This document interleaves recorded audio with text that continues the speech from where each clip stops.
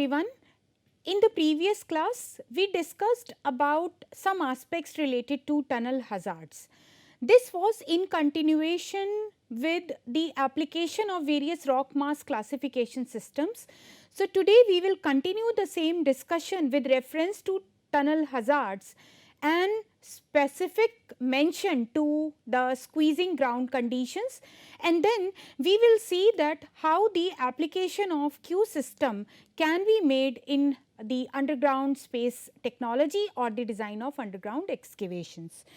So, this figure we discussed in the previous class, and we saw that how this line BA was clearly identifying the two areas, one being the non-squeezing and another being the squeezing ground condition. So, we continue with this and we try to see some other type of the ground conditions such as self-supporting and non-squeezing, and also in the squeezing ground condition it has further been classified as minor squeezing, severe squeezing and very severe squeezing. So, let us have the discussion about these today.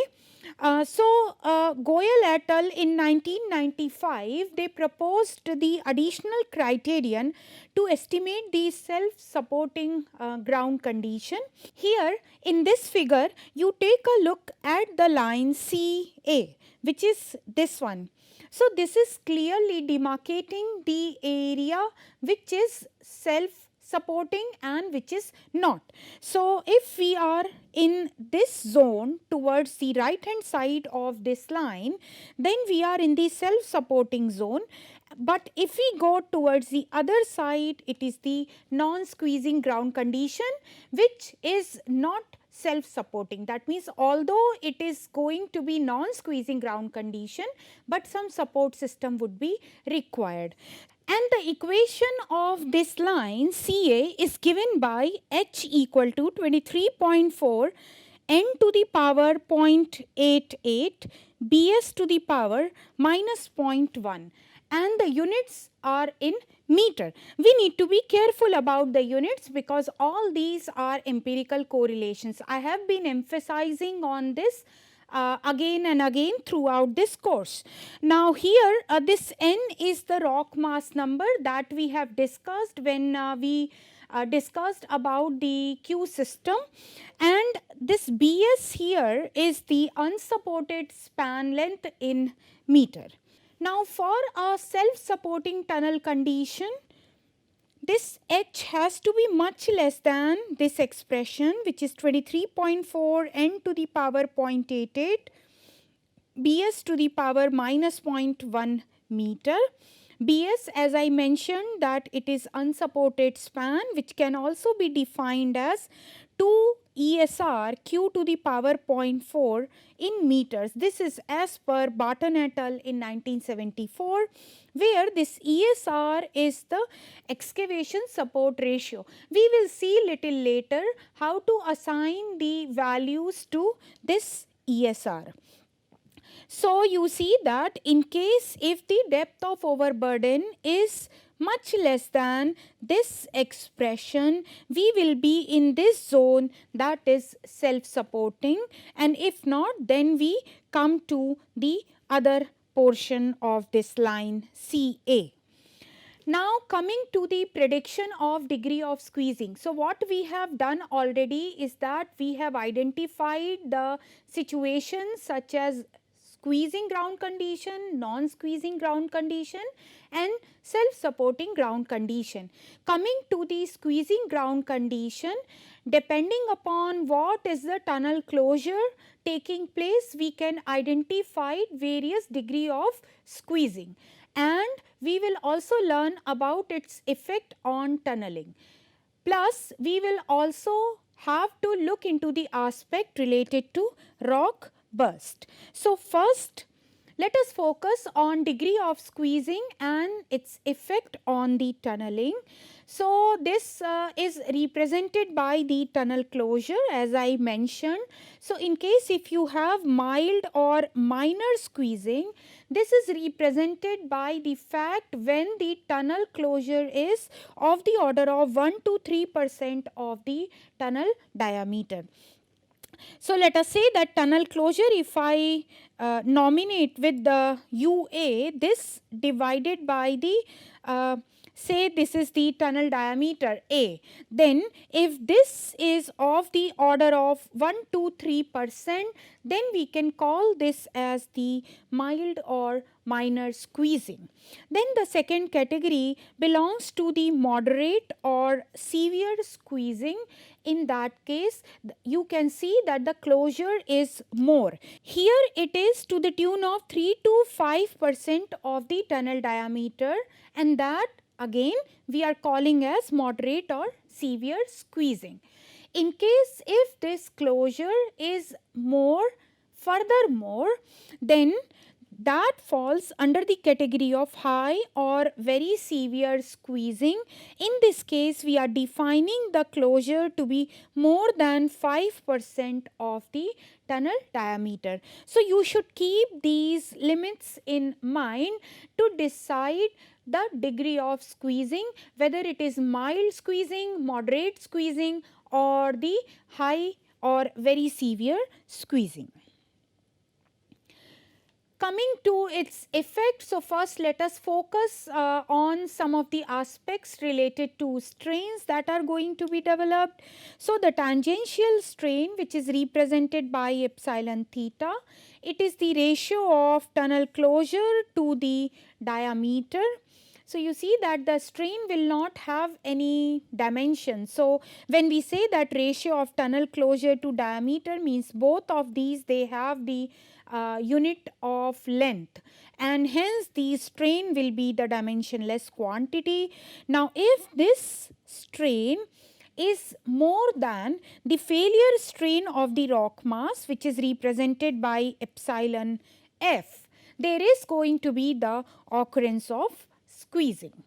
Now, the mild squeezing may not begin even if the closure is 1% and it is less than epsilon f in most of the cases.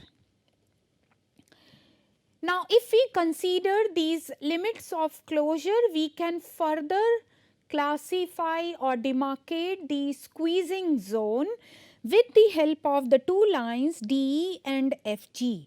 So, you see that this is what is DE and this is FG. So, basically this line BA was the line which was differentiating between non-squeezing and squeezing ground condition. Now, further with the help of the lines DE and FG, we are going to further classify this squeezing zone in three zones. One is minor squeezing, severe squeezing, and very severe squeezing. So, focus on this line DE.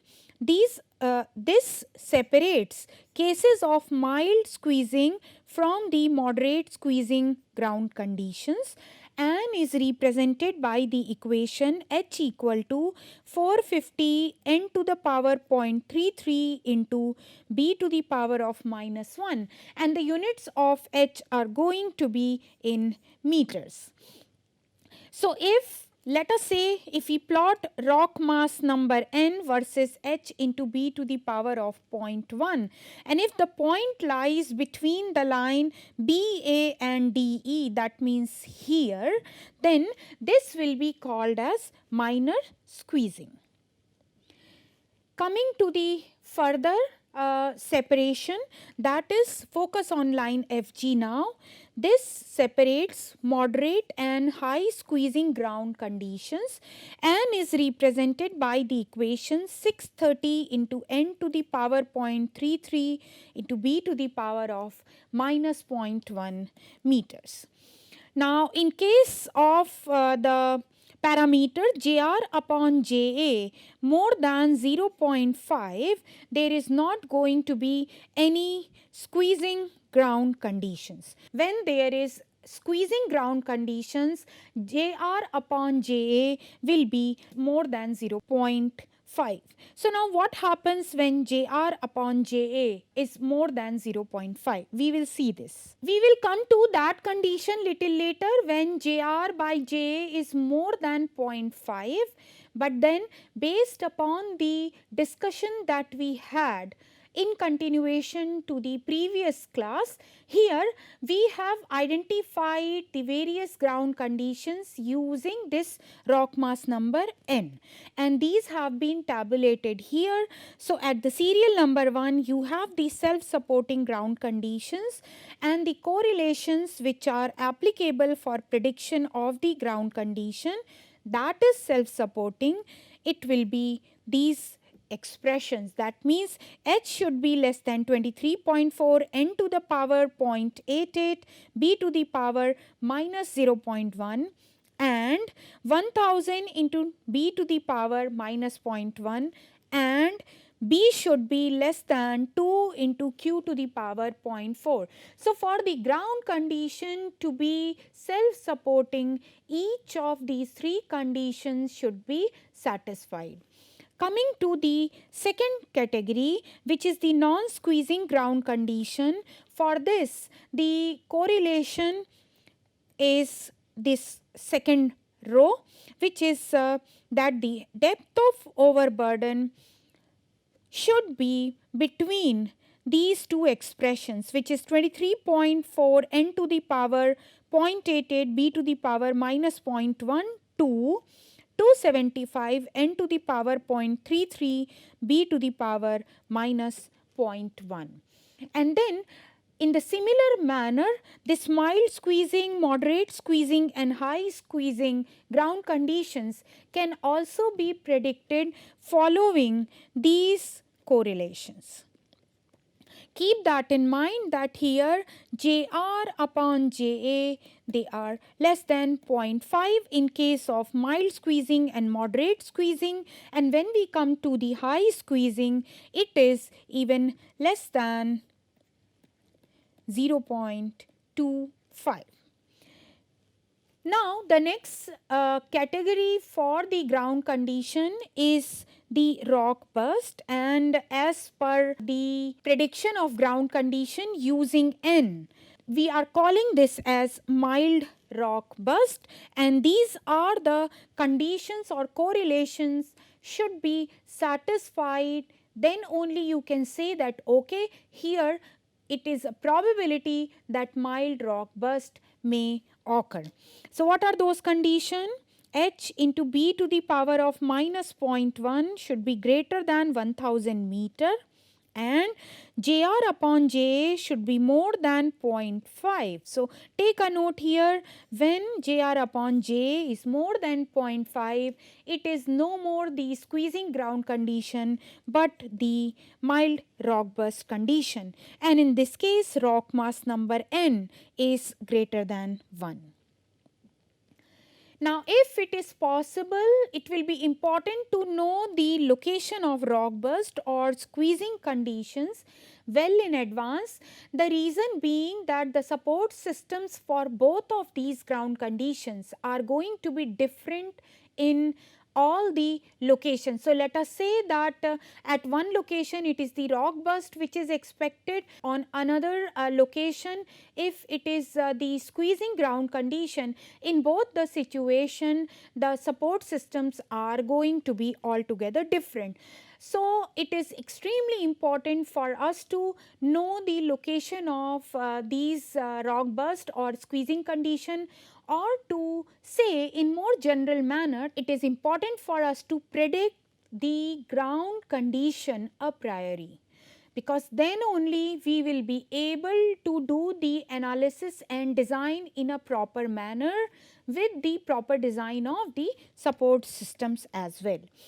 Now Kumar et al. In 2002, they classified modes of failure according to the values of JR and JA.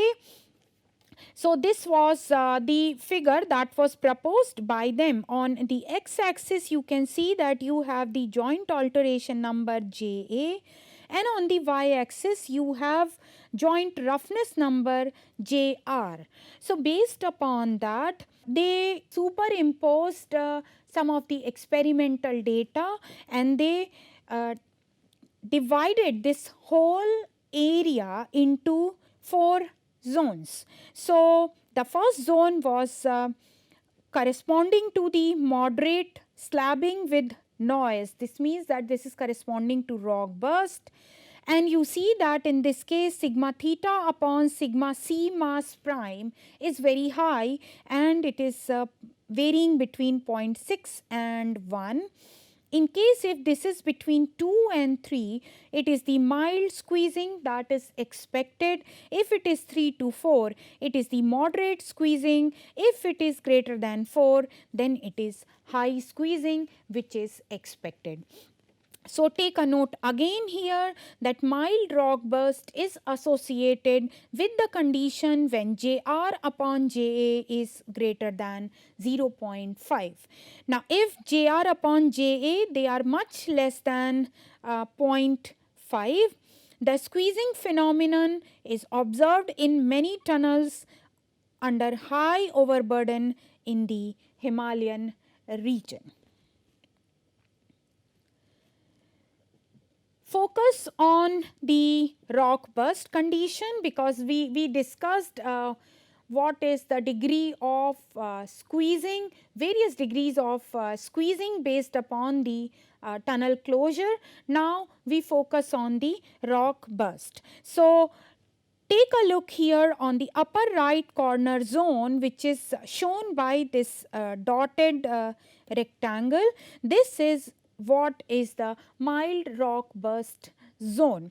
Here in this case, if the point corresponding to rock mass number and h into b to the power of 0.1 falls in this zone, then what happens is that spalling and mild to moderate rock burst takes place here in this zone, and these conditions were observed when there were many case studies which were taken related to tunnels from Indian hydroelectric and mining projects. So basically what was done is that based upon these experiences, all these data points were mapped onto this space, which is HB to the power 0.1 versus the rock mass number N. And if the point lies in this zone, then it is called that here there is going to be the occurrence of rock burst, or the ground condition is called as the mild rock burst. So this is what is going to be the probable zone of rock burst condition. Now, how can we define or identify whether it is going to be the squeezing condition as far as the theoretical or analytical approaches are concerned?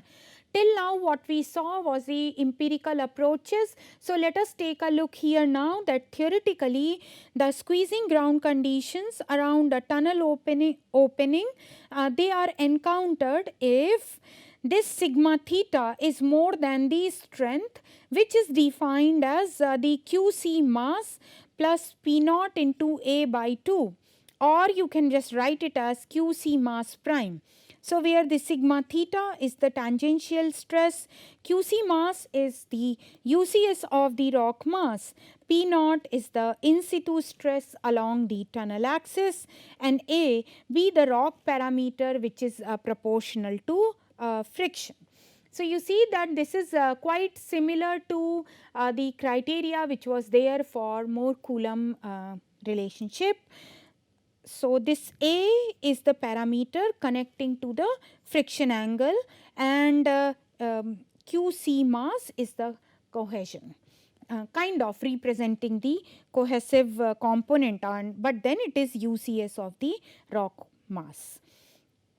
So, if we take a particular case of a hydrostatic stress field, in that case, and if it is for a circular tunnel, so in that case, this 2p should be greater than QC mass plus P into A by 2, where this P will be now overburden pressure, and therefore squeezing may not occur in the hard rock when it has a very high value of this parameter A, which is directly related to the frictional component. The equation, which is sigma theta, if it is more than strength, which is QC mass plus P naught into A by 2, or you can write it as QC mass prime, it poses difficulty in the prediction of squeezing ground condition. The reason being that here this P naught be the in situ state of stress, and it is not that simple to have the idea about this in the field, because the measurement of this in situ compressive strength of the rock mass, these are both time consuming as well as expensive. With due course of time, in this subject only, we will learn about various methods which are adopted for the in situ determination of the strength of the rock mass. So, as of now, just remember that these are not that simple the tests to be conducted in the field, and therefore, this equation we will find it difficult to use. So, here this ISRM classification can be used for squeezing rock or the ground condition. So, we have the degree of squeezing here, and then the second column corresponds to sigma theta by QC mass, and then the last one is QC mass divided by gamma into H. This was given by Barla in 1995. So, in this case, if it is the no squeezing ground condition, so this quantity will be less than 1, but as per Barla, this QC mass by gamma H will be greater than 1. In case of mild squeezing, the variation of sigma theta by Q mass as per ISRM standards is 1 to 2, but with reference to Barla, the QC mass by gamma H is 0.4 to 1.